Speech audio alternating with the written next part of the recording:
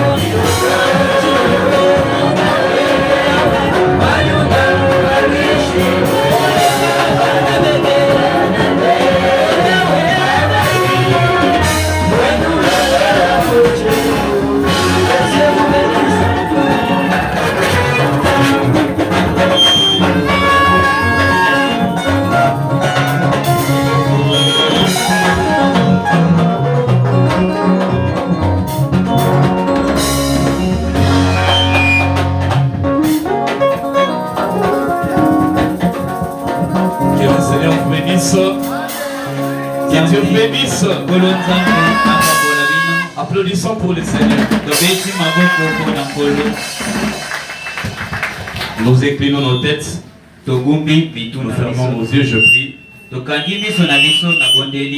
Kolo Yesu Kristo Nzambe na nguya nyonso molimo santo. Yo Nzambo Zaraki, yo Nzambo Zali, yo Nzambo Kozaraka libela na libela.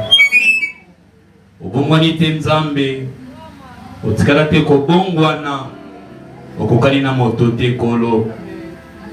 Yo nde mopesi bomoi, yo nde opona biso pona bomoi yango kolo. Natango moko zalaki kopona biso pona bomoi, bamisusu Nzambe oponi bango pona kufa. Natango wana tomiyebaki te, tokoki te komiponela Nzambe, kasi ngolu na yo esali ete Nzambe topona mapona bomoi. Yango tina tango sango oyo ebeti na ekuki ya moko na moko, tokoki te kokangela yango mitema tondimi yango. Tango bamisusu bazali koboya yango, bazosundola yango, Nzambe biso tondimi yango, toyambi yango pe totie yango na mitema na biso. Ezali pona makasi ya moto te, Nzambe ezali ngolu na yo. Kumisama sanjolama seko na seko obongi na lokumu. Nzambe tozali awa pona yango, tosengi présence na yo kolo ezala na biso du début jusqu'à la fin. Bisika na sobana basangana kasata azanga kate koya. Mais toyebi tolakaki bisika mibale misato basangani na kombo na ngai nazali katikati na bango. Kono tolingi komona yo Nzambe na ngoyano ya lisekwa kosalela ngai moto Nzambe pona kopambola libota na yo. Batoto bazali koya Nzambe batrasaki programme te ba kokuta mutu moko alobela bango, kasi bazali koya po ete yo Nzambe alobela bango. Kasi na tongo lelo Nzambe yo mutu oponi ezali ngai. O kolo longola bolembu na ngai, longola ngai na nzela, zalisa ngai canal o okopambola mwana na yo. Ete sima yalité ya Nzambe ba problème ya bana yo za solution. Masumu na bango limbisama, bato masumu babongo na mitema, bakilo na bango ezala de changer. Oh Nzambe, bolembu na bango kolo opesa bango makasi na kombo na Yesu Kristo. Zana biso du début jusqu'à la fin, zana ngai pe molimboli na bandeko nyonso bazumi na nzela na kombo na kolo Yesu Kristo. Amen. Amen. Que le Seigneur Dieu vous bénisse. Kolo apambola bino. Kotanga dans le livre de Joël chapitre 1er, le verset 3 jusqu'à 4.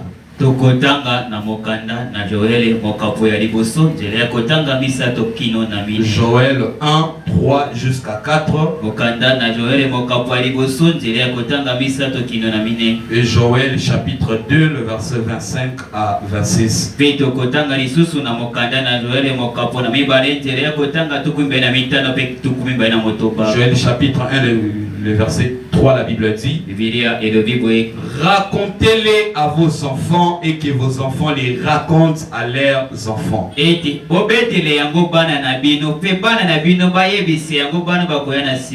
Et leurs enfants à la génération qui suivra. C'est qu'à le sel et Gazam, la sauterelle l'a dévoré. C'est qu'à laisser la sauterelle, le gélec l'a dévoré. C'est qu'à laisser le gélec, le asile l'a dévoré. Joël chapitre 2, la Bible dit verset 25: je vous remplacerai les années qu'ont dévoré la sauterelle. Les années qu'ont dévoré le gélec. Les années qu'ont dévoré le asile. Les années qu'ont dévoré le Gazam. Ma grande armée que j'avais envoyée contre vous. Vous mangerez et vous vous rassasierez. Et vous célébrerez le nom de l'Éternel votre Dieu. qui aura fait pour vous des prodiges. Et mon peuple ne sera plus jamais dans la confusion. Est-ce qu'on peut applaudir pour la lecture de la parole et s'asseoir?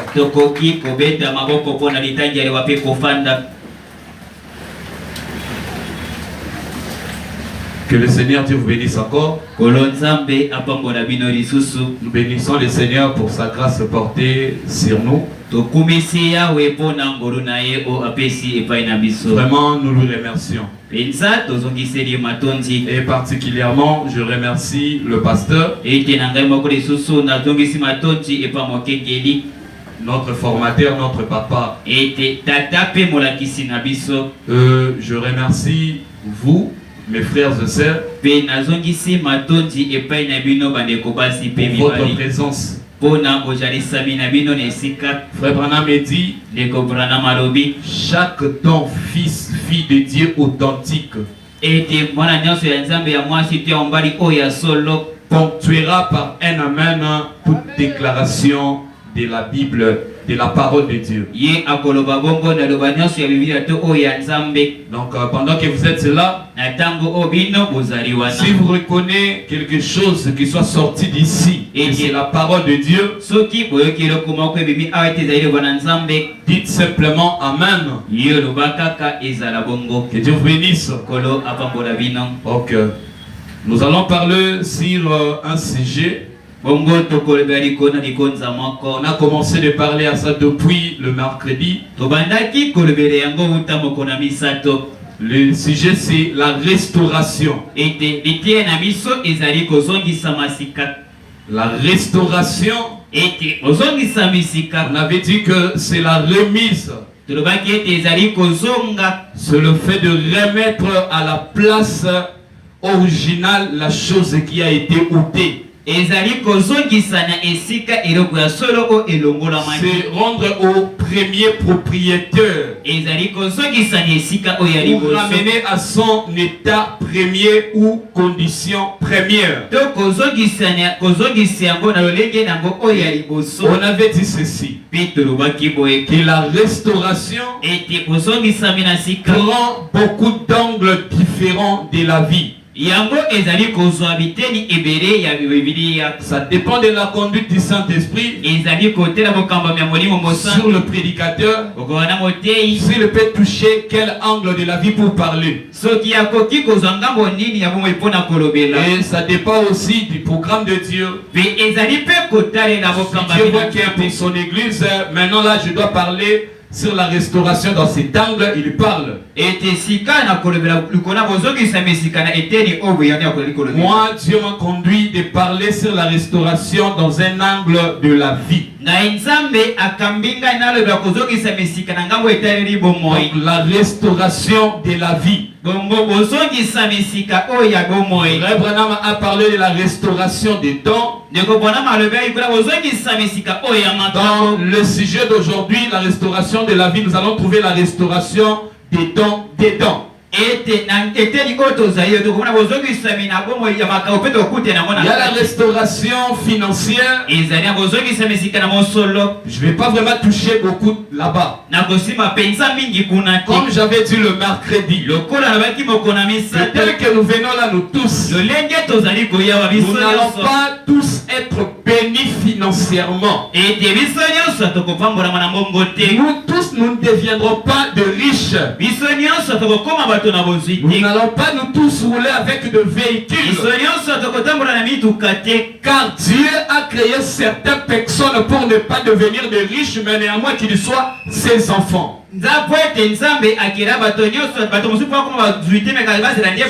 certains de Dieu, paragraphe 19, frère Branham dit que la richesse ne résume pas la présence de Dieu dans la vie d'un homme. Si tu n'es pas béni financièrement, cela ne dit pas que tu n'es pas un enfant de Dieu. Dans la Bible, il y a existé un homme du nom de Lazare qui était le pauvre mais enfant de Dieu. Qui vivait sous le toit d'un homme riche qui n'était pas un enfant de Dieu. Mais étudions leur fin. David avait parlé une fois l'Éternel. Que l'Éternel, je vois le méchant prospérer, s'étendre comme un arbre verdoyant. Mais moi le juste, je souffre. L'Éternel a dit à David, regarde la fin de ces méchants-là. Notre importance, notre souci, ce n'est pas d'avoir la richesse de ce monde. Matthieu chapitre 5. Dans les béatitudes. Heureux les pauvres en esprit, car le royaume de Dieu est à eux. Cette écriture a un double application. Qui est un pauvre en esprit? Un pauvre en esprit, dans la première application, c'est celui qui ne possède pas la richesse de ce monde, mais qui vit toujours dans la présence de Dieu. Il est pauvre, mais il vit dans la présence de Dieu. Il vit en esprit. C'est le frère Branham qui le dit. Et la deuxième application, un pauvre en esprit, c'est celui dont en lui il est pauvre des choses de ce monde. En lui il n'y a pas l'adultère. En lui il n'y a pas le péché. Donc la richesse de ce monde, le péché, tout ça, il n'en a pas. Dans son esprit il est pauvre de ces choses-là. Donc il y a des gens qui sont pauvres, qui seront pauvres, mais ils vivront en esprit. Ils sont véritablement des enfants de Dieu. Vous avez parlé, j'avais pas lu là où le frère Branham parle d'un homme que Dieu avait créé pour ne pas être béni financièrement, mais pour que par lui les autres soient bénis. Par cet homme-là, les gens ont acheté de véhicules à construire. Mais cet homme-là n'était pas béni. Il ne vivait que par le pain quotidien. Il y a de ces gens-là sur la terre. Que le Seigneur Dieu vous bénisse. La raison pour laquelle je ne suis pas beaucoup intéressé à la finance, pour parler de la restauration. Mais sachez que lorsque je parle de la restauration de la vie, si la vie est vraiment restaurée, la richesse est nôtre, le véhicule sont nôtres, l'argent, tout, c'est pour nous. Que le Seigneur Dieu vous bénisse. Je suis en train de parler sur la restauration de la vie, et je vais un peu retourner en arrière un peu seulement. Il y a beaucoup à lire et on avait beaucoup parlé. Je me sens à l'aise lorsque je reprends dimanche qui va jour passé pour que nous se situions bien afin que je puisse bien évoluer. Le mercredi on avait dit ceci: la vie dont nous parlons pour la restauration, aujourd'hui vous allez noter que cette vie-là, au commencement, avant les commencements dans les ciels, c'était le trône de Dieu. Dans le trône là, il y avait quelqu'un qui était assis. La vie était dans le trône. Toute la vie, la plénitude de la vie était dans le trône. La plénitude de la divinité, la plénitude de la vie était là sur le trône. Et sur le trône là, dans le ciel, il y a 3 catégories différentes des êtres qui étaient tout autour de ce trône là. Il y avait le chérubin, il y avait le 24 vieillard, le 24 ancien, et il y avait la grande armée d'anges. Dans cette grande armée d'anges là, vous allez aussi partager les classes. C'est ce que le frère Branham dit. Le trône, Apocalypse chapitre 3, le verset 316. Si vous voulez les lire, il y avait les 4. Pardon, oui, il y avait les 4 chérubins. Il y avait le 24 ancien et la grande armée d'anges. La grande armée ange, je dis que vous allez partager les classes. Il y a les archanges et tous les anges, Absinthe, Michael, les autres et tout consort. Et dans le 24 ancien, le 24 ancien, frère Branham dit, c'était les 12 tribus d'Israël, les 12 fils de Jacob, plus les 12 apôtres de Jésus. Tous apôtres de Jésus, tous fils d'Israël. Si vous les mélangez, ça fait 24. C'est ce qu'on appelle le 24 ancien. Ils étaient tout autour de ce trône de Dieu.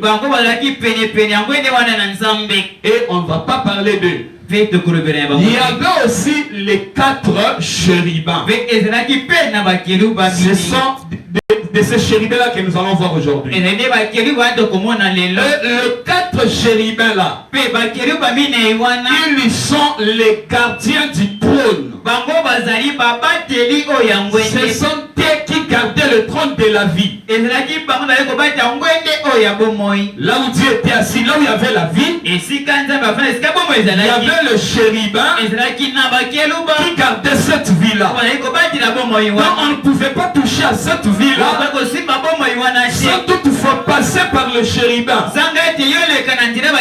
Et aujourd'hui, nous allons voir aussi 4 chérubins qui sont passés par ces 4 chérubins d'aujourd'hui. Vous ne pouvez pas toucher à la vie d'aujourd'hui. Que je ne parle pas loin. Rapide. Donc le 4 chérubins qui gardaient cette vie. Dieu a créé l'homme. Dieu a créé la terre. Dieu a placé l'homme dans les jardins dedans. Et Dieu a donné la vie éternelle à l'homme. La vie qui était là sur le trône. Dieu a donné ça à l'homme dans les jardins dedans. Cette vie-là, ça s'appelait l'arbre de vie. Vous voyez que dans les jardins dedans, il y avait des arbres. Il y avait l'arbre de vie et l'arbre de la connaissance. L'arbre de vie, c'était Dieu qui était sur le trône. Christ, il était l'arbre de la vie dans les jardins dedans, sous forme de la parole. Aussi longtemps que Adam et Ève obéissaient à la parole, parce qu'ils mangeaient à l'arbre de la vie. Donc ils touchaient à ce Dieu qui était sur le trône. Et à ce moment-là, ils vivaient dans la perfection. Il n'y avait pas le péché, il n'y avait pas la mort, il n'y avait pas le chagrin, il n'y avait pas les critiques, il n'y avait pas la jalousie, il n'y avait pas les coups de divorce, il n'y avait pas des ambulances, il n'y avait pas des hôpitaux, il n'y avait pas de soucis de police, les soucis de police, les hôpitaux, toutes ces choses sont instaurées lorsque l'homme a laissé toucher l'arbre de la vie pour toucher à l'autre l'arbre de la connaissance. était la femme. Maintenant, l'homme pouvait mourir. Et on avait dit ceci. Quand Dieu a vu que l'homme était tombé, mais la vie était là. Qu'est-ce que Dieu a fait? Il a pris maintenant les 4 chérubins là, qui étaient tout autour de cet arbre-là. Il les a dit, allez-y, allez protéger cet arbre-là, pour que l'homme qui est tombé ne retourne pas pour toucher. Que l'Éternel Dieu vous bénisse. Et les 4 chérubins là, ils sont descendus tout autour de l'arbre pour garder cet arbre afin que personne ne le touche. Ils le gardaient avec quoi? Avec une épée. Une épée flamboyante. L'épée c'est la parole de Dieu. Ils gardaient la vie avec la parole de Dieu. Mais l'homme, quand il a reconnu qu'il n'avait pas de vie et qu'il a voulu retourner toucher à la vie, maintenant, pendant que l'homme était chassé, on avait dit Caïn et Abel. Ils étaient à la recherche de cette vie. On avait dit ceci. Pendant que Caïn et Abel cherchaient cette vie-là, c'était plus maintenant l'arbre de vie. C'était devenu le thème du jugement. Donc si tu t'approches de cet arbre qui était devenu le thème du jugement, tu seras jugé. Et lorsqu'il y a un jugement, après le jugement, il y a soit de la condamnation et l'acquittement. Pour que tu sois condamné ou que tu sois acquitté, il faut que tu t'approches d'une manière correcte. Si tu ne t'approches pas d'une manière correcte, à cet arbre de la vie, qui est devenu le thème du jugement, tu seras condamné. Maintenant, Caïn et Abel, ils avaient des approches. Caïn s'est mal approché. Il a été condamné. Abel s'est bien approché. Et il a été agréé. Et Abel s'est approché avec une offrande qui montrait, qui prophétisait qu'il y a quelqu'un qui viendrait comme une offrande qui sera décapité. Son sang va couler. C'est maintenant que la vie qui était dans le trône serait rendue de nouveau à l'homme. Donc l'offrande d'Abel c'était une prophétie. Mais notez que j'avais dit ceci. Que l'offrande d'Abel là, que ça parlait de Jésus, mais c'était pour le salut commun. C'est pour le salut universel. Non, pour l'offrande d'Abel, c'était pour son propre salut. Que l'Éternel Dieu vous bénisse. Applaudissons pour le Seigneur. Applaudissons pour le Seigneur. Et cet hôtel de jugement, c'est ça qu'on va appeler, lorsque nous allons lire, le prophète va appeler en quelque sorte l'arche de l'alliance. L'arche de l'alliance, parmi Israël, c'était la présence de Dieu. C'était ça la vie. Maintenant, comme l'arche de l'alliance, qui est le thème du jugement, qui était l'arbre de vie, qui était Dieu sur le trône, sur la terre, l'arche de l'alliance doit aussi être gardée. Gardée par qui? Gardée aussi par les 4 chérubins. Maintenant, Dieu va seulement prendre l'esprit de chérubin et choisir les 4 personnes naturelles sur la terre. Mettre cet esprit de chérubin afin que ces gens-là gardent l'arche de l'alliance. Qui sont-ils? C'était Juda, c'était Ephraïm, c'était Liban, c'était Dan. Dan. Parmi les 4 fils de Jacob. Ce sont eux qui gardaient l'arche de l'alliance. C'est par eux qu'est formé Israël. Le 12 tribus d'Israël. Donc Juda avait sous sa bannière, sous son autorité, des tribus. Plus lui 3. L'autre là des tribus 3. L'autre là des tribus 3. Donc les 4 là 3. Ça fait 12. Donc là où il y avait l'arche de l'alliance, en Israël, tout autour il y avait des tribus d'Israël. Donc on ne pouvait pas toucher à l'arbre de la vie sans passer par Juda, sans passer par Dan, sans passer par Ephraïm, sans passer par Riba. On ne pouvait pas toucher à cette ville-là sans passer par ces gens-là. L'ordre établi par le Seigneur lui-même. Donc si vous refusez de respecter cet ordre-là, vous n'avez pas droit à la vie. L'ordre de l'Éternel va continuer et cet ordre-là est jusqu'aujourd'hui. Que le Seigneur Dieu vous bénisse. Et le chérubin là, on avait dit que le chérubin a 4 faces. La face du lion, Juda, la face du veau, Ephraïm, la face de l'homme, Riba, la face de l'aigle, Dan. Donc le chérubin, les lions là, dans cette partie-là, c'était dans le ciel. Maintenant ici, c'est dans le Nouveau, dans l'Ancien Testament. Donc le lion jusqu'en bas dans le ciel. Maintenant Juda jusqu'à Dan, c'est dans l'Ancien Testament. Que Dieu vous bénisse. Et tout cela, c'était un travail que Dieu s'est donné. Pour faire quoi? Pour restaurer la vie. Parce que Dieu n'avait pas créé l'homme pour que l'homme meure. Mais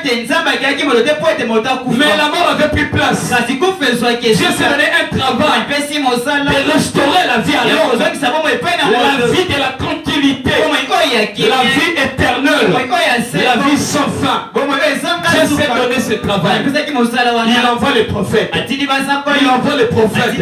On avait dit ceci. Tous les prophètes que Dieu a envoyés dans l'Ancien Testament, Dieu était en train de reconstruire le corps.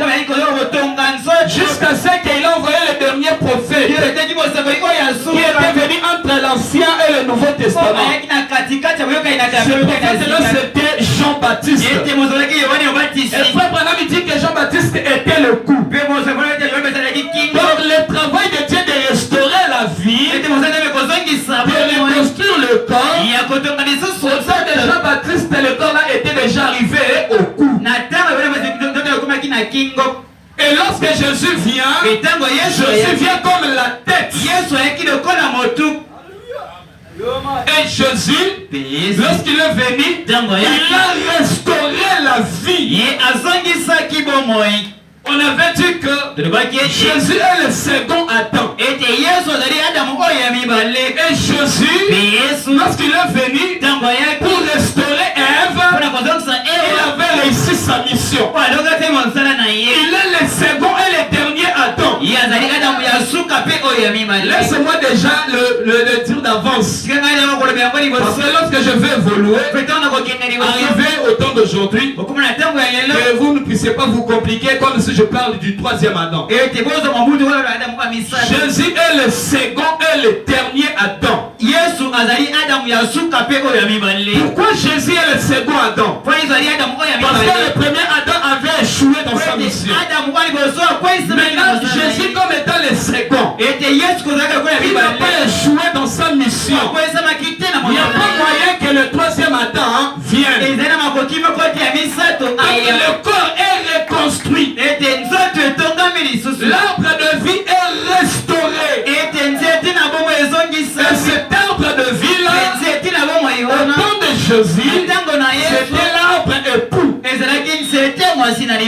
j'avais lu le vendredi que lorsque l'arbre époux, on l'a arrêté, on l'a mené à la croix, on l'a percé. Il y avait 3 éléments qui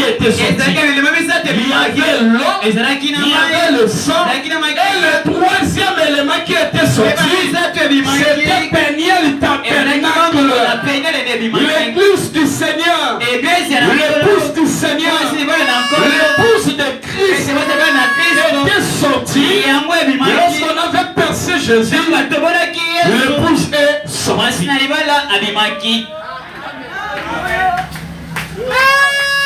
Et l'épouse du Seigneur, il est l'arbre épouse. Est-ce que vous le croyez? Je vais parler, comme j'avais dit le vendredi.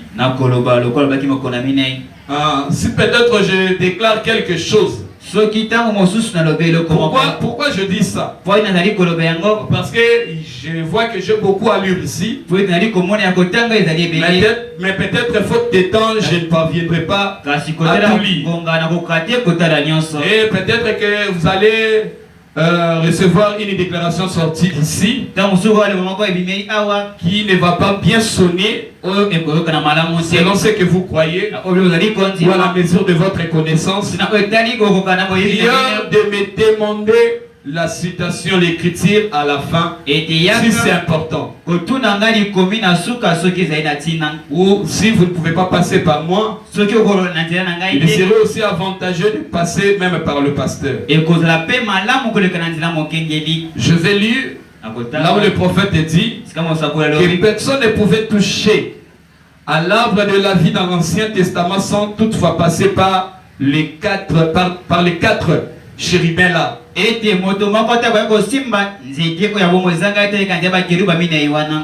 Juda, Ephraim, Riban, Dan. Nous allons le lire dans le livre toujours Apocalypse chapitre 3, les trônes. Donc vous pouvez écrire seulement les trônes.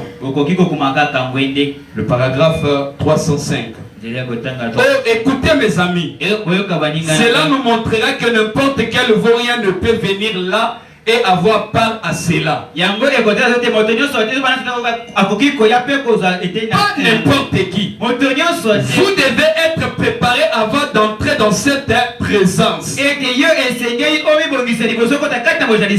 sont exactement les tribus d'Israël qui capent autour et montent la garde. Frère Branham me dit, ce sont les gardiens terrestres veillant sur l'accès à l'arche. Il y a le trône de la grâce. Personne ne pouvait s'approcher du trône de la grâce autrement qu'en passant au travers de cette tribu. Passer au travers de quoi? Du lion, de l'homme, passer par le tir la mère du bœuf, le veau, passer par l'aigle et sa rapidité. Vrai, personne ne pouvait toucher ce trône de la grâce sans passer par eux. Vous avez compris, hein? Là, c'était pour l'Ancien Testament. Pour la vie, personne ne pouvait toucher à la vie sans toutefois passer par le chérubin là. Et maintenant, lorsque Jésus est venu, il a restauré l'arbre. Une fois qu'il y a aussi des chérubins, des gardiens, ils doivent garder maintenant la vie du Nouveau Testament. Et Dieu aussi, il va choisir le gardien. Maintenant dans le Nouveau Testament, nous allons voir le frère Branham dit que avant même que la vie soit restaurée, Dieu s'est choisi d'avance déjà les gardiens. C'était Matthieu, Marc, Luc, Jean. Après Jean vient quoi? Actes des apôtres, n'est-ce pas? Et c'est dans les actes des apôtres que le Saint-Esprit était venu. Donc ils étaient déjà venus. Les 4 évangiles là pour monter la garde, pour que lorsque la vie va venir, venir, que cette vie-là soit gardée. Et par Matthieu, par Marc, par Luc, par Jean, sans passer par eux, dans le Nouveau Testament, on ne pouvait pas toucher à la vie. Sans passer par Matthieu. Matthieu avait dit quoi? Matthieu chapitre 1er, le verset 18 jusqu'à 21. La Vierge concevra. Elle enfantera un fils. Et tu lui donneras le nom de Jésus. Celui qui sauvera son peuple de ses péchés. Matthieu a monté la garde. C'est que pour toucher à la vie, il faut croire à ce que Matthieu a dit. Que Jésus est le Fils de Dieu et Dieu qui sauve le monde de ses péchés. Donc lorsque nous allons arriver à la vie dans les actes des apôtres, pour recevoir, toucher à la vie, il faut passer par Matthieu. Passer par Matthieu par quoi? Matthieu chapitre 28. Allez par tout le monde. Prêchez la bonne nouvelle à toute la création. Matthieu fait quoi? Il a monté la garde. Après Matthieu, Marc vient. Il a aussi monté la garde. Marc dit, celui qui croira ce que Matthieu avait dit sera sauvé. Mais celui qui ne croira pas sera condamné. Marc fait quoi? Il a monté la garde. Donc pour toucher à la vie, il faut croire à Matthieu, il faut croire à Marc. Qui va venir après Marc? C'est Luc. Luc va dire, étroite est la porte, serrez les chalets, qui mène à la vie, ne passez la main, il entre. Que le Seigneur Dieu vous bénisse. Que le Seigneur Dieu vous bénisse. Luc va dire quoi? Celui qui ne me suit pas n'est pas digne de moi. Luc a monté la garde pour toucher à la vie. Il faut passer par Matthieu, par Marc, par Luc. Après Luc qui va venir? Jean. Jean dira, c'est par l'amour qu'on connaîtra que vous êtes mes disciples. Et non vous les uns et les autres. Jean a monté la garde. Et pour toucher à la vie, il faut avoir l'amour. Alléluia. Applaudissons pour le Seigneur Jésus. Il faut avoir l'amour. Jean dira, les œuvres que moi je fais, vous les ferez aussi. Alléluia. Jean dira, encore un peu de temps, et le monde ne me verra plus. Mais fou,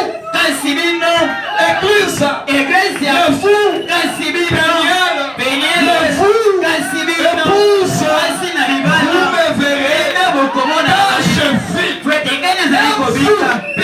vous vivrez. C'est là que le monde sera. Et est à moi, et moi je suis en vous. Jean a fait quoi? Il a monté la garde. Donc la vie qui va venir dans les actes des apôtres, pour toucher à cette vie-là, il faut passer par ces quatre gardiens.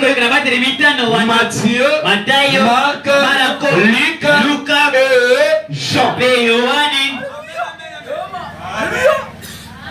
Il y a maintenant déjà la garde bien préparée. 50 jours après Jésus soit parti. Regardez maintenant les disciples. Ils étaient soudés. dans la chambre haute. Donc ils savaient que nous avons déjà le principe, l'ordre établi. Pour recevoir la vie, Matthieu nous avait dit qu'il faut que nous puissions croire Jésus qui était le Fils né était Dieu. Pendant que nous sommes ensemble ici, croyons à ça.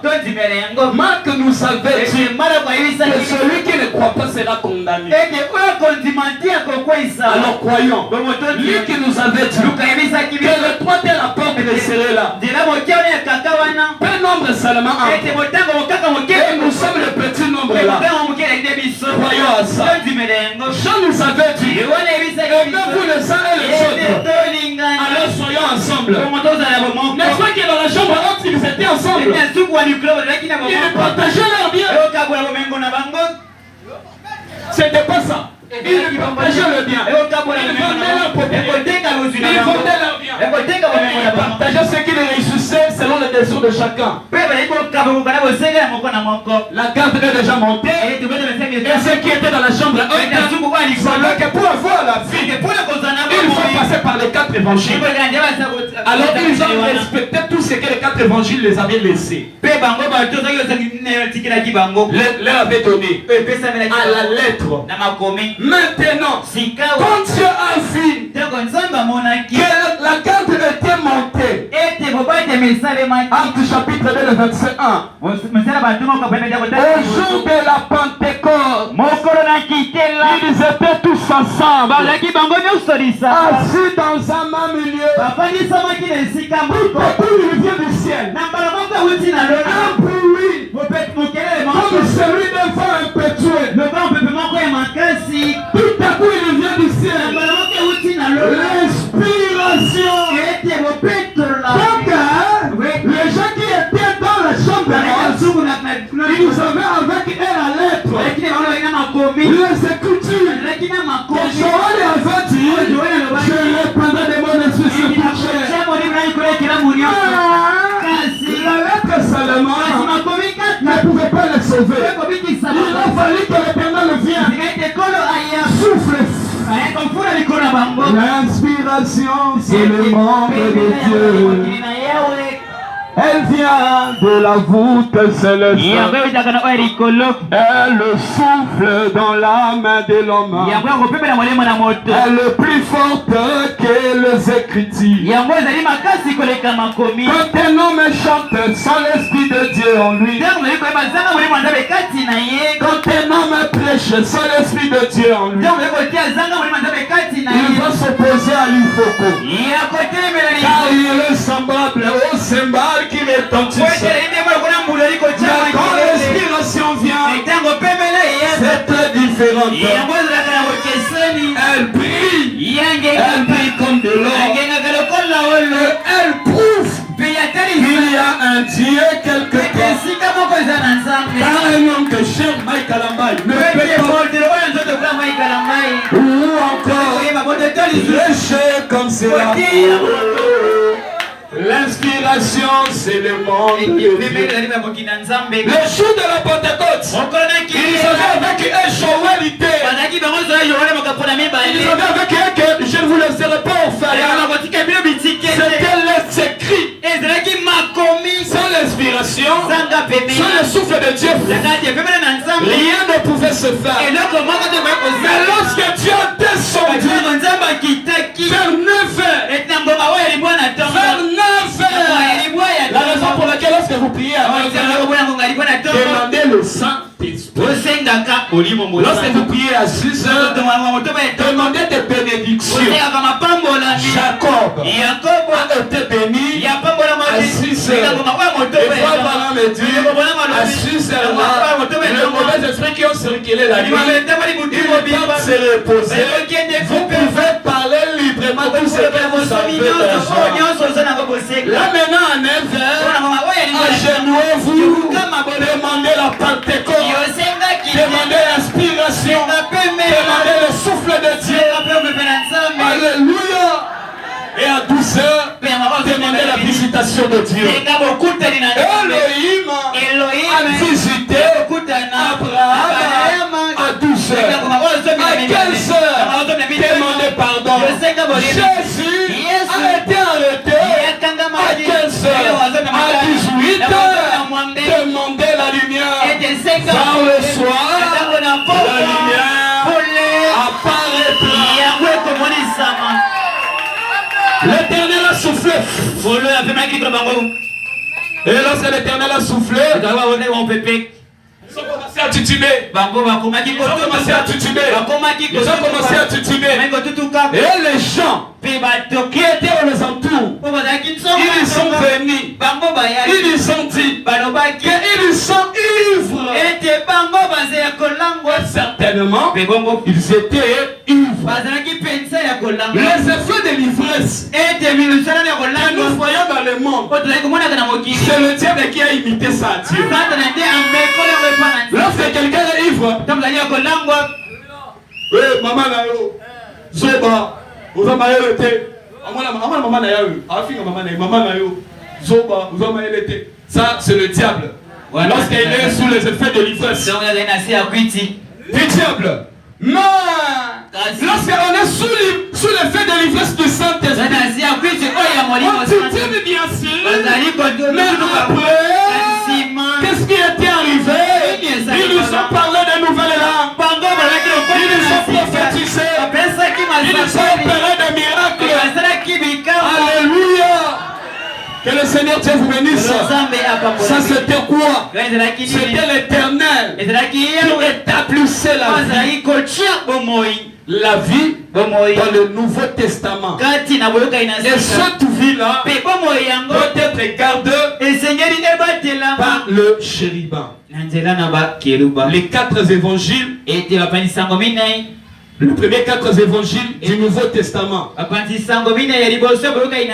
Donc pour avoir la vie, il fallait passer par ces gens-là. Toujours le trône. Apocalypse chapitre 4, 3e partie. Paragraphe 348. Pensez-vous que Dieu n'aurait pas placé une garde autour de sa parole? Voici le bœuf, le lion, l'homme, l'aigle.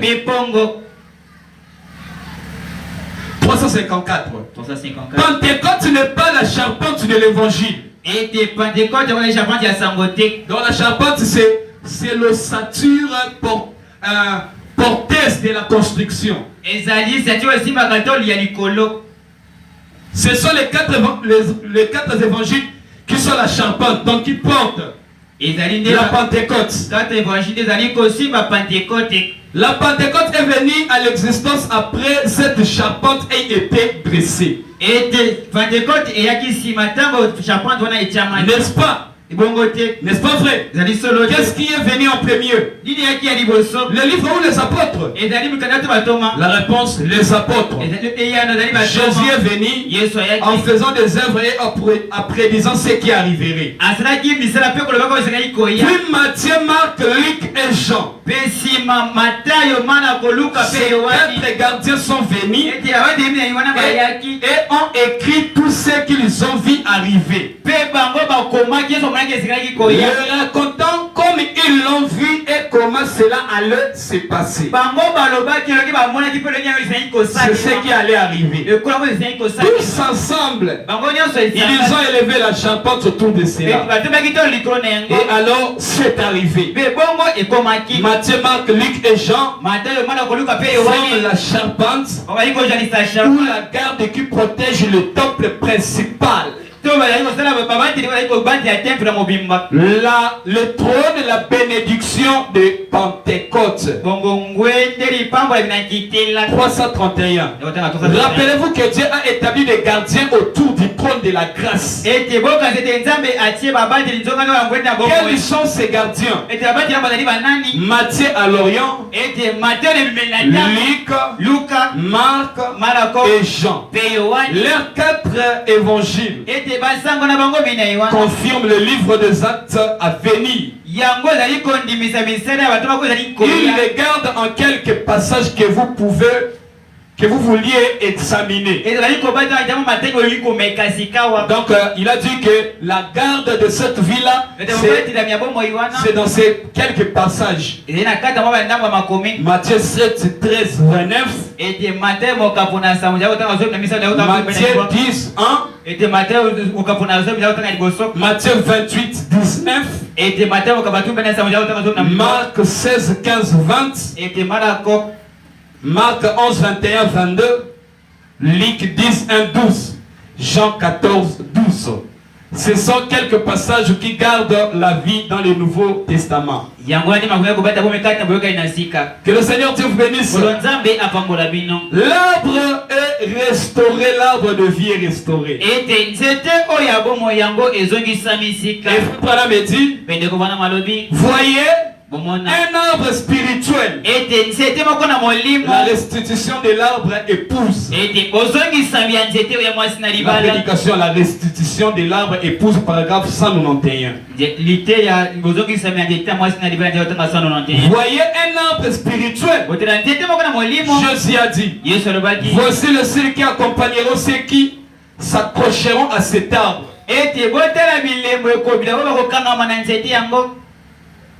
Voici les signes qui accompagneront ceux qui tireront leur vie de cet arbre. En mon nom, ils chasseront les démons. Ils parleront de nouvelles langues. S'ils saisissent un serpent, ou s'ils boivent des breuvages mortels, cela ne fera aucun mal. S'ils imposent le main aux malades, le malade sera guéri.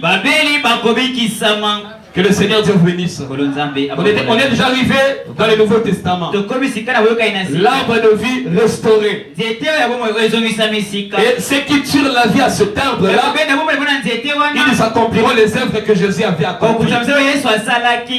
Maintenant, après que l'arbre soit restauré, Frère Branham me dit, là 327 après Jésus lors des conseils de Nicée, l'église s'est organisée. L'arbre est encore rongé. La vie est encore rongée. Dans le jardin dedans, l'arbre a été rongé pendant tout au long de l'Ancien Testament. Jésus est venu dans le Nouveau Testament. Il l'a restauré. Le second Adam. Mais on dit que l'arbre est encore rongé.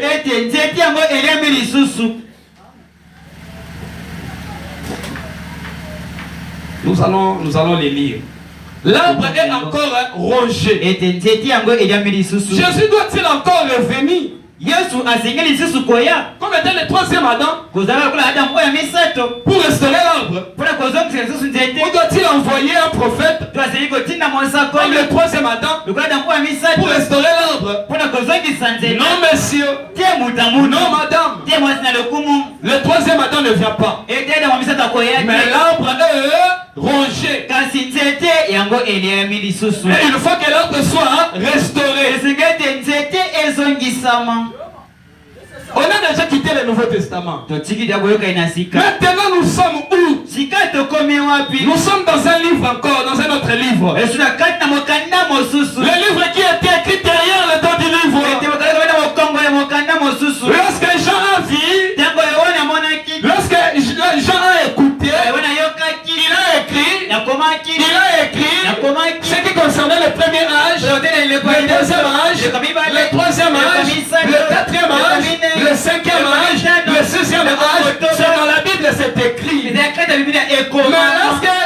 lorsque Jean est arrivé au moment où il devait écouter les choses qui concernaient cet âge, le problème de la restauration de l'arbre de cet âge, j'étais dans la vision. Dieu me révélait les choses. Lorsque c'est arrivé au moment de peigner le tabernacle, la voix lui a dit, seul sait qu'on dit le sept tonnerres. Et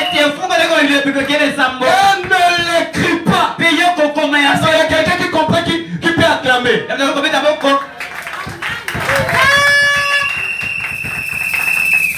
Branham dit ceci. Il avait un ami qui s'appelait Jim Powell. Et ils avaient un chien. Le chien là était très méchant. Mais le chien là, il avait peur d'un animal là, il a cité le nom, si c'est mouette ou moufette comme ça. Moufette, ok. Et cet animal-là se sentait mauvais. Alors le chien ne supportait pas l'odeur de cet animal-là. À chaque fois que Frère Branham envoyait le chien là, même lors de la chasse pour attraper quelque chose, le chien là partait avec vitesse. Mais lorsque ça arrivait pour la moufette, les chiens fuyaient. Maintenant, pour que les chiens parviennent à attraper la moufette, il lui fallait que Frère Branham le touche ici et lui dit attrape-les.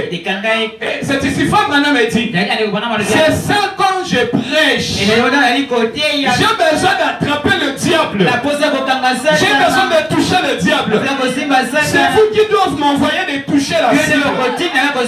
Touchez-moi ici par les amens. Et dites-moi attrape-les. Touche la cible. Qui t'amène. Poussons des cris de joie. Poussons des cris de joie le nom du Seigneur.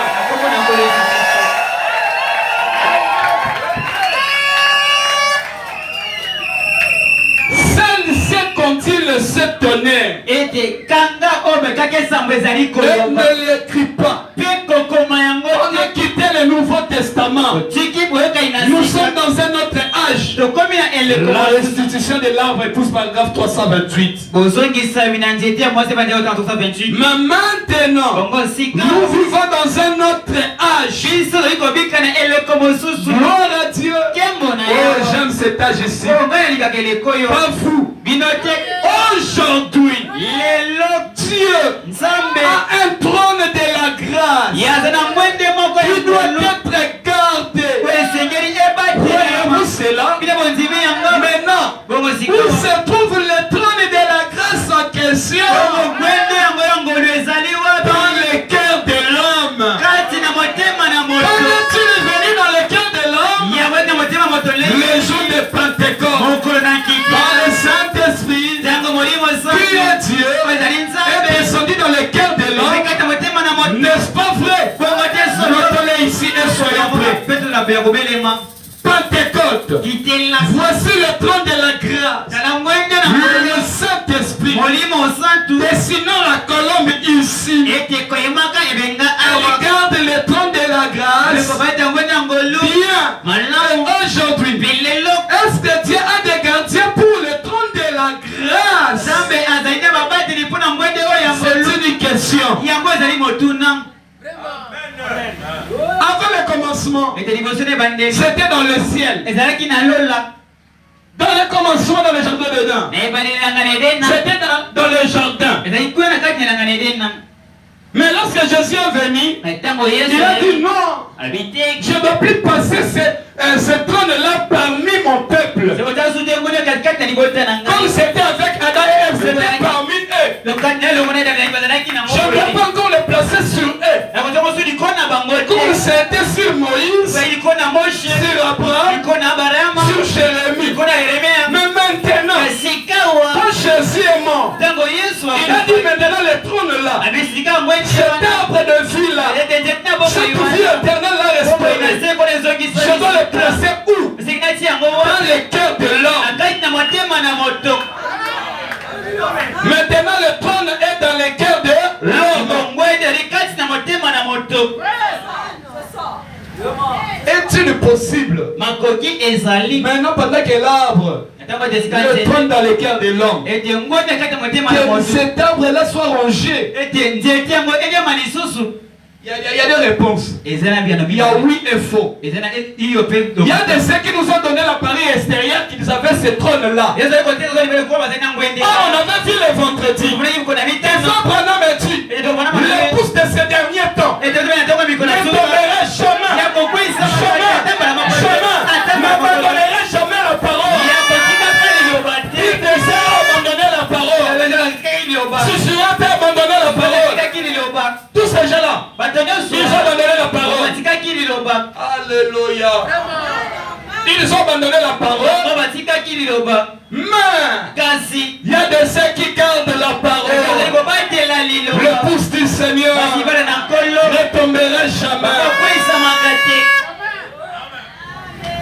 Et quand le diable a vu que le trône, l'arbre de la vie, est maintenant placé dans le cœur de l'homme,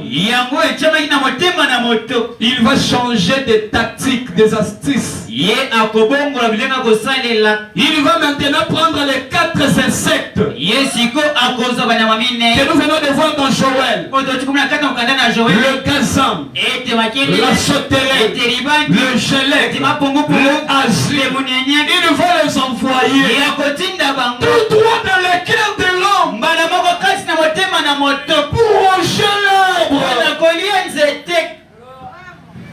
Et ces insectes-là ont réussi de pénétrer le cœur de l'homme. Et ils ont rongé l'arbre. Mais gloire soit rendue à Dieu. Parce que pendant le dit, ils n'ont pas rongé les racines.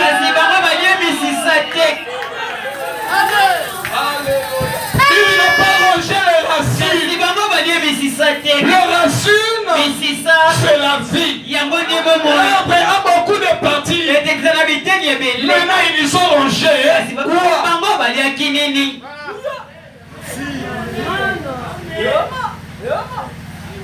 Et lorsque nous allons les lire, sachez que ces 4 insectes, c'est un même esprit, Satan, mais qui vient à de différentes faces. Le premier insecte, je n'ai pas écrit, le gazam. Frère Branham me dit, dans la prédication, la restitution de l'arbre épouse.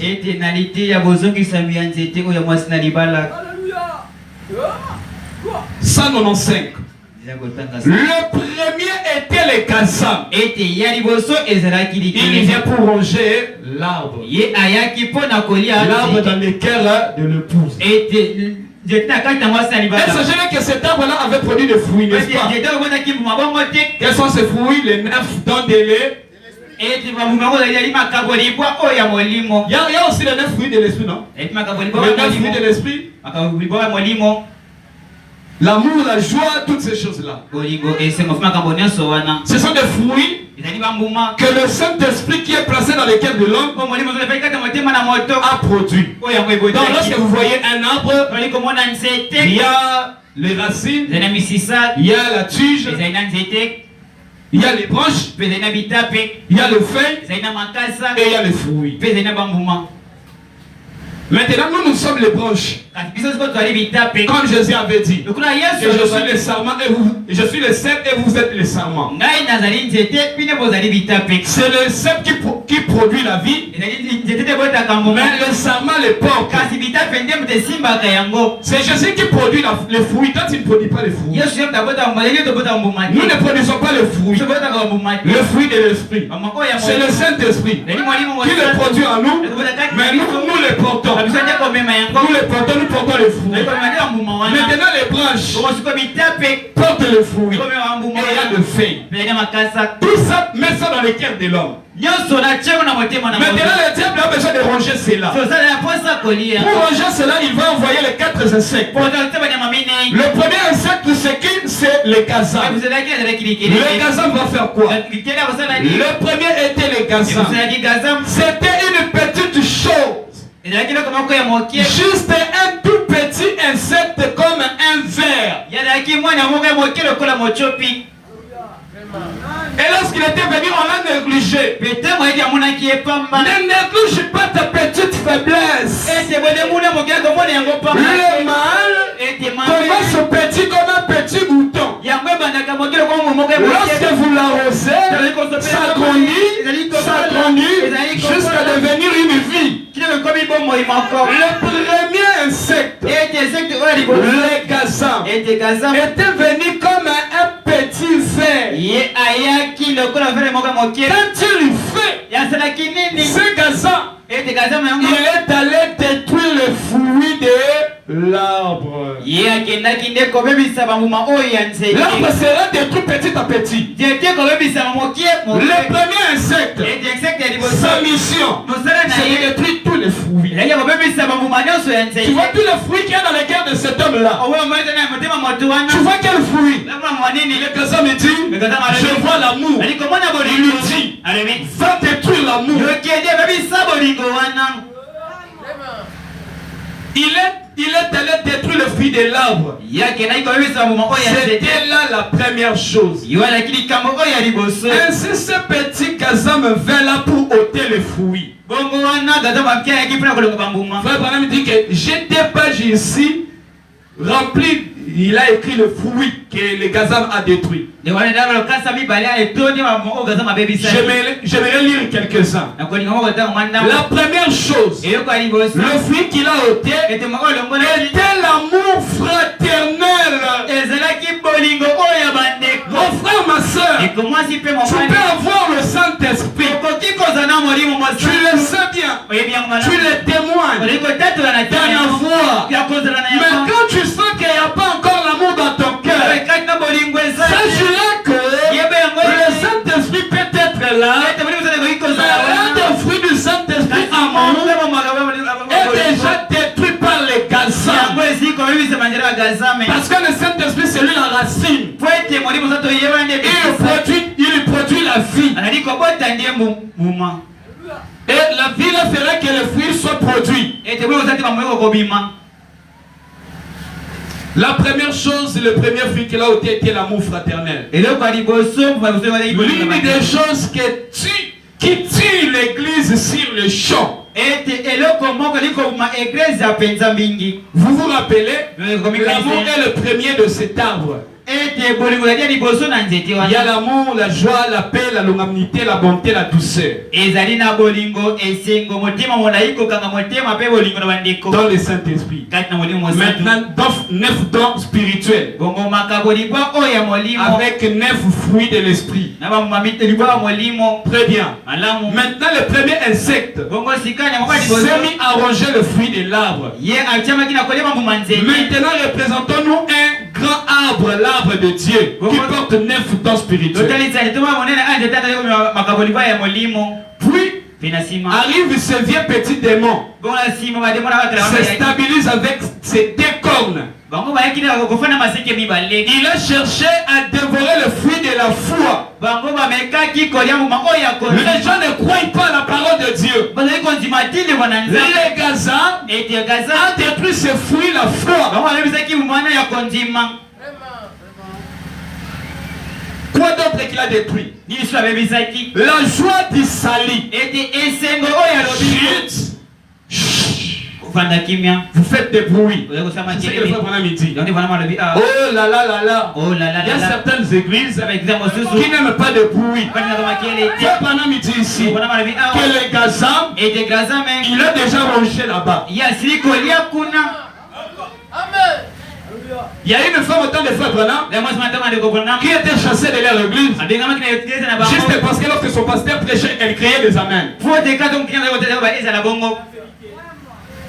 Chassé. Le Gazam, il a rongé. La joie d'Isali. Les gens n'ont pas la joie. Les gens sont devenus des malheureux.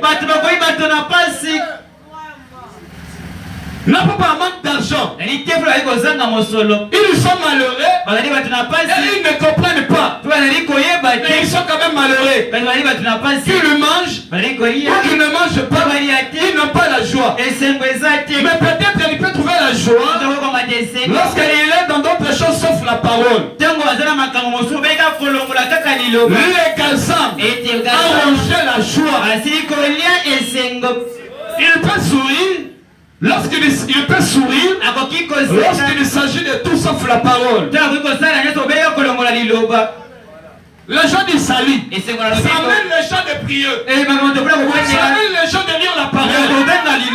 Lorsque vous priez, vous vous sentez dans la joie. Et lorsque tu pries, tu te sens mal à l'aise. Le Gazam a rongé. Lorsque tu lis la parole, Frère Branham a dit, lorsque je lis dans ma chambre, il m'a train de lire la joie du salut. Quand tu lis, tu t'ennuies. Les Gaza arrangé la joie du salut.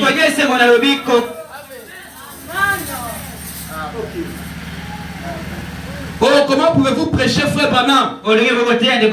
Une femme, cette histoire-là. Et l'histoire de Jim Powell, là, des chants, c'est toujours dans cette prédication, paragraphe 210, la restitution de l'arbre épouse. Nous voyons qu'il a ôté la joie. Vous savez, une fois David avait perdu la joie de son salut. Mais il n'avait pas perdu son salut. C'est pas pour laquelle je dis que le Saint-Esprit peut être là. Mais les fruits sont rongés. Tu te retrouves dans une vie très mauvaise. Tu te retrouves dans les copinages. Que le Seigneur Dieu vous bénisse. Je me suis senti un peu conduit de dire quelque chose qui me faisait très mal lorsque je ne mettais pas en ordre à propos des dîmes. Lorsqu'on parlait des dîmes, ça me faisait très mal.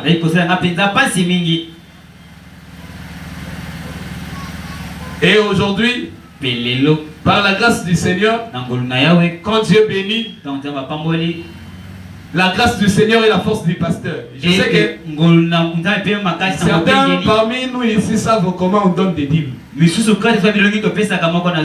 pour sauver, pour garder notre bénédiction. Il arrive même que le pasteur nous cogne sur ce qui concerne les dîmes.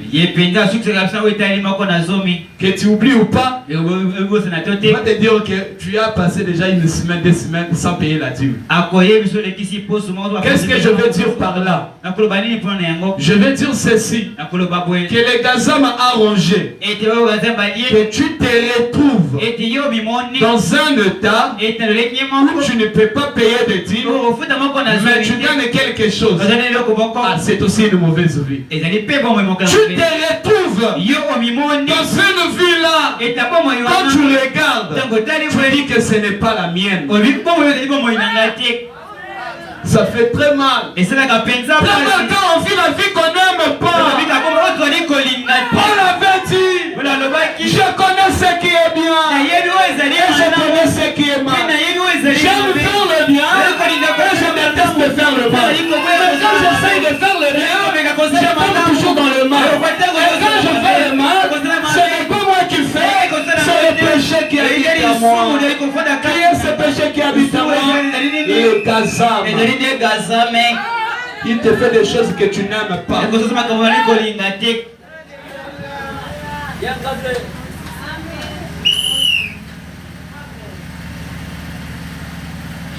David avait perdu la joie. Mais il n'avait pas perdu son salut. Il avait perdu la joie. Il lui s'est écrié, Seigneur, redonne-moi la joie de mon salut. Et lorsque l'Éternel avait restauré la joie du salut, David lui pouvait dire, vaut mieux un jour dans la présence du Seigneur que 1000 ailleurs. David pouvait dire, je suis dans la joie dans ton métier, dans la maison du Seigneur. Le Seigneur a restauré sa joie. Et puis le prochain fruit de l'arbre qu'il a détruit, la paix du cœur. Les gens n'ont pas la paix. Tu manques la paix. Demande la restauration de cette vie. Il n'y a pas la paix. Tu te sens comme quelqu'un qui est en prison. D'ailleurs, il y a certains qui sont en prison, mais qui sourient quand même. Qui ont la joie, qui se sont habitués. Mais toi qui es dans la liberté, tu n'as pas la joie. Le visage toujours frémi.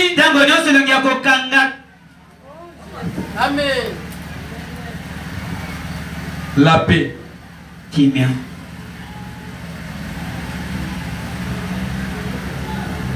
Un vraiment chrétien pur sang qui a le Saint-Esprit. Et mon Christ ya solo o ya malamu apeto na moyo mo. Le sait aussi. Il sait que cela est tombé le jour de la Pentecôte. Et ce chrétien-là sait où il se tient. Et vous prenez tous les fruits de l'esprit qui est dans l'arbre. Jésus, c'est lui qui les a rongés au cours des âges après la Pentecôte. Tous ces instants que je cite ici, bien qu'ils travaillent jusqu'aujourd'hui, mais ils ont commencé après la Pentecôte. Ils ont travaillé au cours des âges avant l'arrivée de cet homme. Ces insectes-là, avant l'arrivée de cet homme, ils avaient la mission de détruire l'arbre. Et le premier insecte a détruit le fruit de l'arbre. Le deuxième insecte fit la sauterelle, avec une mission de détruire le feuille.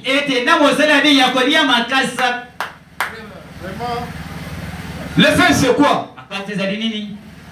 Si vous sortez là dehors, souvent le jour où le soleil fait accablant,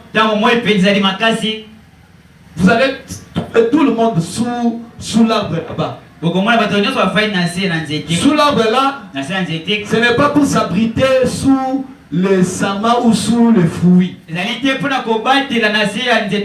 sous l'ombre de feuilles. Il se réfugie là. Il communie là. Le feuille, c'est la communion. Lorsqu'il y a le soleil, vous allez voir un groupe de gens communier sous un arbre, sous l'ombre de feuilles. Aujourd'hui, les gens ne sont pas unis. Aujourd'hui, les églises ne communient pas. On n'a pas de communion entre nous les uns et les autres. La sauterelle. La restitution de l'arbre, épouse paragraphe 222. Ensuite, ce petit insecte a disparu. Le gazam a disparu. Pour reparaître sous forme d'une sauterelle. C'était là la phase suivante. C'était la sauterelle. Maintenant, que fait la sauterelle? La sauterelle dévore le feuille. C'est vrai. La feuille, la sauterelle s'attaque aux feuilles. C'est que le gazam a laissé. Quand le gazam a rejeté le fruit, a laissé le feuille. Maintenant la sauterelle est venue pour dévorer ce que le gazam avait laissé. Les feuilles. Donc après que le fruit soit rongé, l'homme ne va plus se sentir en paix lorsqu'il est avec des bien-aimés. L'homme ne va plus encore se sentir en paix lorsqu'il est accompagné par des frères et sœurs. Je me souviens une fois lorsque j'avais prêché sur le berger de la bergerie. Que les agneaux, lorsqu'il fait froid, ils se tensent. Ils se collent les uns et les autres lorsqu'il fait froid. Pour quelle raison? Pour que la chaleur que j'ai transmets à l'autre, et que la chaleur que l'autre a, me la transmet. Et lorsqu'il fait chaud, il communie aussi pour que mon ombre puisse couvrir l'autre et que son ombre me couvre. C'est ça la communion. Vouloir être avec le frère et sœur. Communier tout autour de la parole. Communier dans les conseils. Des bons conseils. Les orientations de la vie. Des consolations. Car il y a de ceux qui racontent des problèmes de temps en autre. Et dans la communion, on se réconforte. Maintenant, la sauterelle est venue arranger le feuille. On ne peut plus encore s'asseoir sous l'arbre. Parce que il y a pas l'abri, il n'y a pas l'ombre.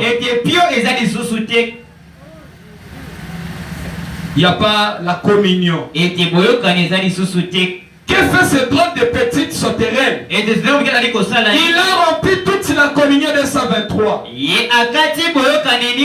C'est vrai. Il a rempli la communion. Qu'est-ce que la communion? Que font la fée et le fée? Elle apporte la fraîcheur.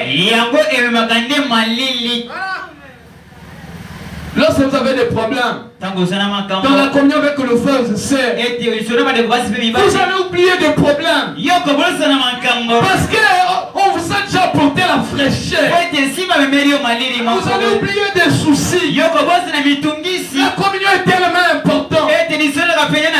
Dieu a quitté le ciel pour la communion, parce que sa communion avec l'homme dans les jardins d'Éden était détruite. Dieu n'a pas regardé le trône, il n'a pas regardé les acclamations, il n'a pas eu souci de cela. Il s'est soucié de la communion. J'ai la communion avec mes frères et sœurs.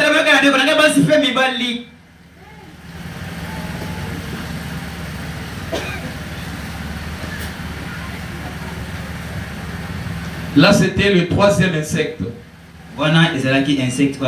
Faut des temps, je parle trop vite. Là, c'était le deuxième et le troisième insecte.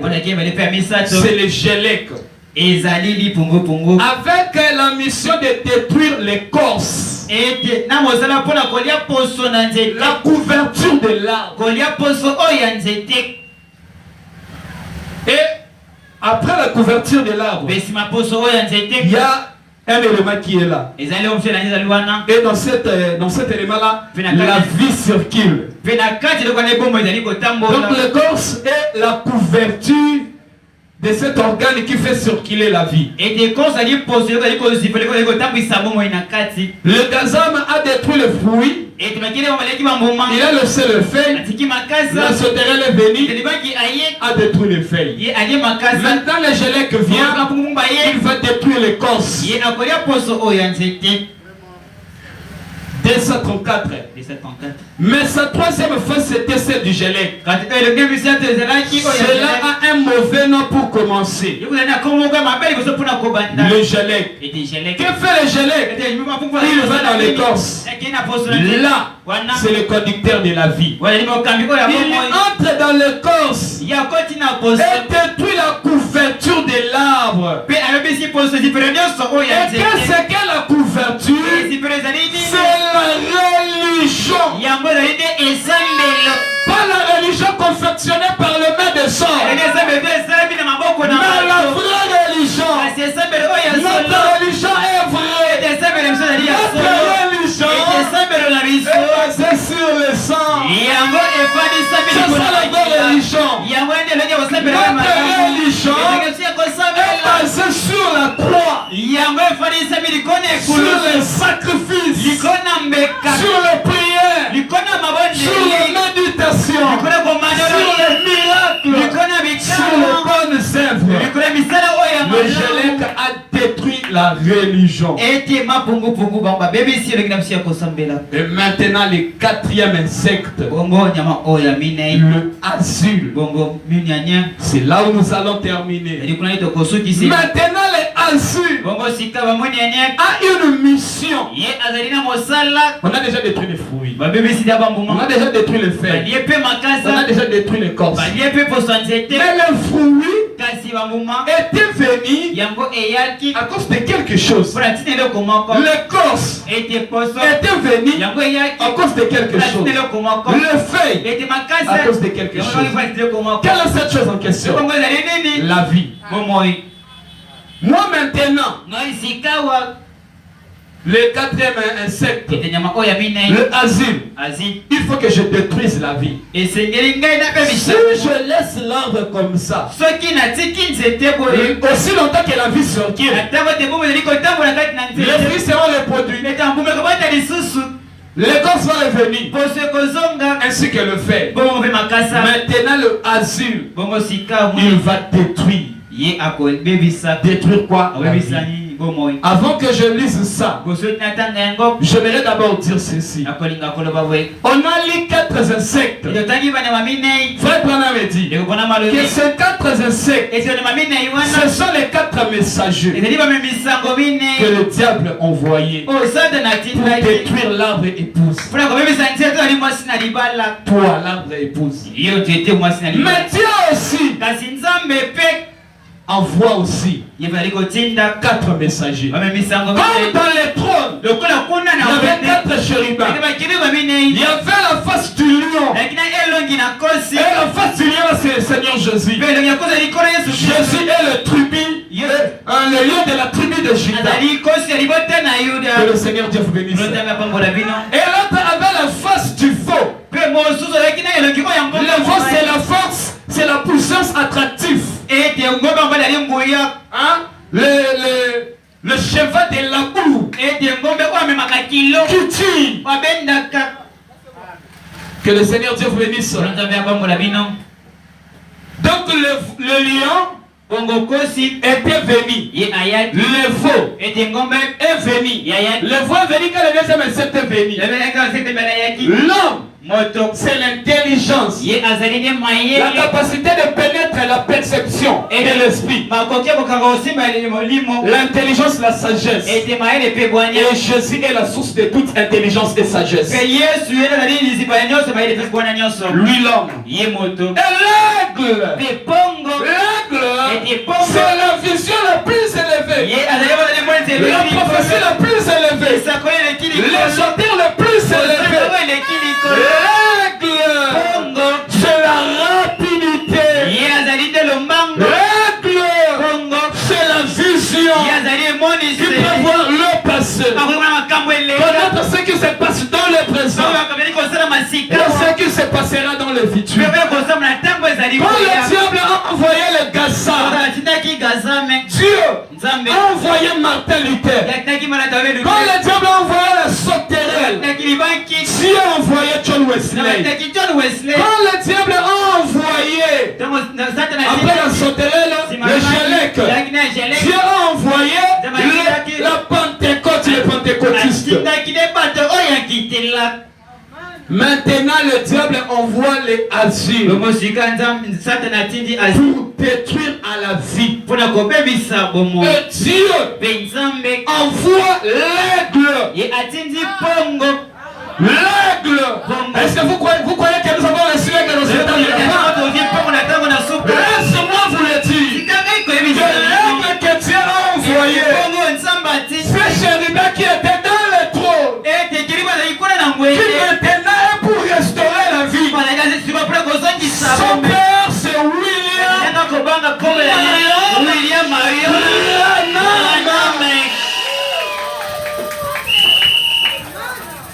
je restaurerai à ce temps de la fin.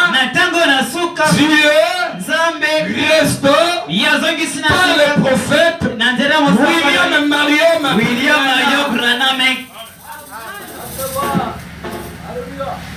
Frère Branham dit un super signe, paragraphe 60. 4. Bon, maintenant, c'est qu'il en est. Quand nous pouvons arriver à être d'un même cœur, d'un commun accord, le même lieu, avec le même Dieu, le même salut, le même Saint-Esprit, la même bénédiction. Alléluia. Alors nous allons voir le super signe. Quand les gens cesseront de mêler leurs idées à la prescription que Dieu a établie. Quand les gens cesseront de mêler leurs idées pour revenir à la parole et croire, agir sur base de celle-ci et se tenir là, pas pour avoir des sensations, mais jusqu'à ce que la parole elle-même soit vivifiée et amenée à la vie, et que les gens voient le véritable signe biblique du dernier jour, le super signe. Écoutez, le Messie qui a vécu autrefois, ce Messie qui a leki. Un de ces jours, je reprends. L'homme ainsi qui a vécu autrefois. Point. Un de ces jours paraîtra un prophète qui prêchera la parole originale de Dieu. Alléluia. Dans l'Ancien Testament, pour toucher à la vie, passer par Dan, Riban, Ephraïm, Juda. Dans le Nouveau Testament, on a vu Matthieu, Marc, Luc, Jean. Aujourd'hui, on a vu dans les débuts Martin Luther, John Wesley, le pentecôtiste. Et à notre jour, Frère Branham dit, il apparaîtra un prophète qui prêchera la parole originale. Écoutez Frère Branham, vous parlez de moi qui vous parle souvent du port de cheveux coupé ou quelque chose comme ça. Frère Branham dit, attendez que vous entriez en contact avec lui. Alléluia. Attendez que vous l'écoutiez. Il y a besoin d'écouter ces prophètes-là. D'entrer en contact avec ces prophètes. Dans ce temps de la fin. Et ce prophète-là est venu pour nous. Il est le quatrième envoyé. Parce que le quatrième insecte est venu pour dévorer la vie. Attendez qu'il apparaisse. Il restaurera toutes les années. Que tout ont mangé le kassam et autres. Ce sera un message qui sortira. Je suis en train de lire. Ce sera un message qui sortira. Donc, ce qui restaure la vie aujourd'hui, c'est le message prêché par William Marion Branham. Aujourd'hui, sans William Marion Branham, il n'y a plus de vie. Parce que William Marion Branham est le seul. Jésus avait dit, je suis le chemin. Et Branham est le seul qui nous montre le chemin. Le chemin c'est Jésus. Branham nous montre le chemin. Tout comme dans l'Ancien Testament, on ne pouvait pas toucher à la vie sans l'ordre établi. Et dans le Nouveau Testament, aujourd'hui, tout celui qui a la Bible en main, tout celui qui a la brochure en main, mais qui ne croit pas au prophète William Marion Branham, est déclaré condamné au nom de la parole. Au nom de la parole, il est déclaré condamné. Parce que la vie aujourd'hui, nous le trouvons par le prophète William Marion Branham.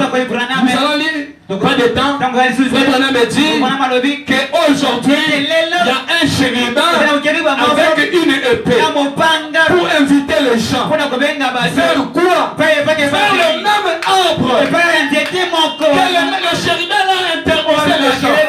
Le chérubin d'aujourd'hui invite les gens de toucher à cet arbre. Et si vous avez la Bible, comme le frère Abraham avait dit le vendredi, la Bible c'est une grande forêt. Ne fais pas à Saint-Sartan. Sinon tu vas aller te retrouver dans la zone de lion. Il va te manger. Tu vas mourir. La Bible, si tu entres dans le désordre, tu seras détruit. Entrez dans la Bible, entrez dans la vie, touchez à l'arbre de la vie par le prophète William Marion Branham.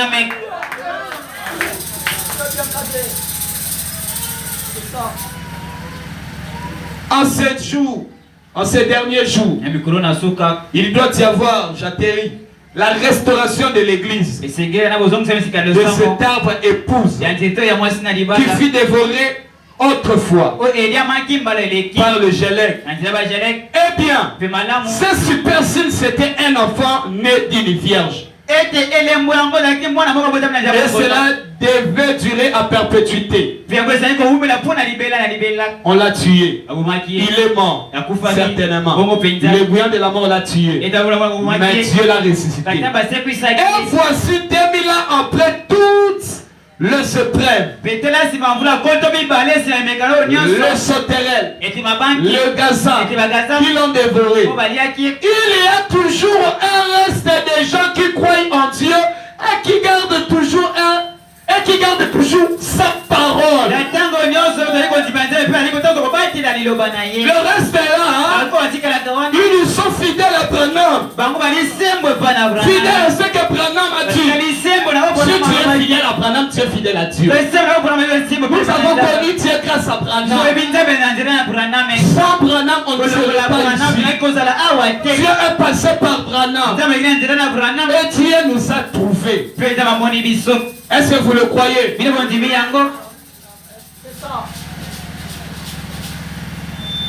y aura une épouse. Aussi certain que je me tiens à cette chair. Une épouse lavée dans le sang de cet agneau. Et cet agneau vivra au milieu d'elle, manifestant le super-si. Mais c'est dans la partie supérieure.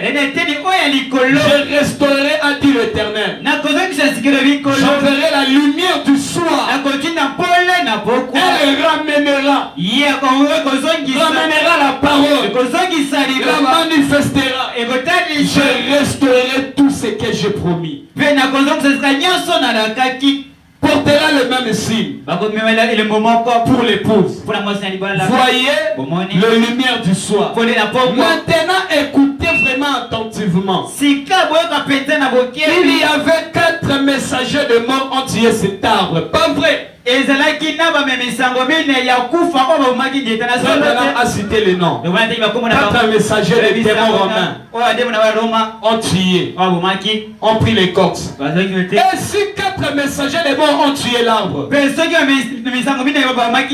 messagers de vie restaurent l'arbre. Est-ce que vous le saisissez? Quand Dieu dit je les restaurerai. Il va restaurer comment? Par 4 messagers. Martin Luther, la justification. John Wesley, la sanctification. La Pentecôte, la restauration de temps. Le baptême du Saint-Esprit. Aujourd'hui, c'est un autre niveau. Un niveau plus élevé que le baptême du Saint-Esprit. Nous vivons dans un niveau plus élevé que le baptême du Saint-Esprit. Après le baptême du Saint-Esprit, il y a un autre niveau. Quel est ce niveau? C'est la personne. La personne du Saint-Esprit. Quel est ce niveau? C'est la chambre du roi. Alléluia. Pour entrer dans la chambre du roi, vous pouvez être vêtu de la robe. Vous devez être vêtu de la robe. C'est la condition. Et la robe, c'est le Saint-Esprit. Mais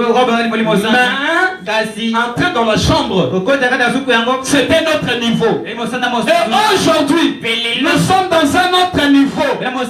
Par Malachie 4, il nous a ramenés à la foi apostolique. La foi apostolique, la foi de la Pentecôte. La Pentecôte, c'est dans la chambre du roi. La chambre haute. Et c'est là où nous sommes. Mais comme je ne peux pas lire, maintenant là où nous sommes, la vie est restaurée complètement. Nous sommes maintenant l'épouse restaurée. Cette épouse restaurée doit maintenant porter la même vie de l'époux. Maintenant, il y a l'arbre époux et il y a l'arbre épouse. L'arbre époux, c'est Christ. L'arbre épouse, c'est l'église. Christ. L'arbre époux a produit des œuvres, a accompli des miracles. Priez beaucoup. Il priait beaucoup. Il partait dans des montagnes. Il n'avait pas la vie de facilité. D'ailleurs, il n'aimait pas la vie de facilité. Il manquait même là où il pouvait poser sa tête. Il manquait l'argent. il manquait la maison, il manquait des vêtements, il a souffert, il a commencé sa mission dans la souffrance, le mépris, la critique, il a fait son travail dans la souffrance, il a terminé dans la souffrance. Et nos regards doivent regarder la souffrance de la croix comme notre exemple de vie.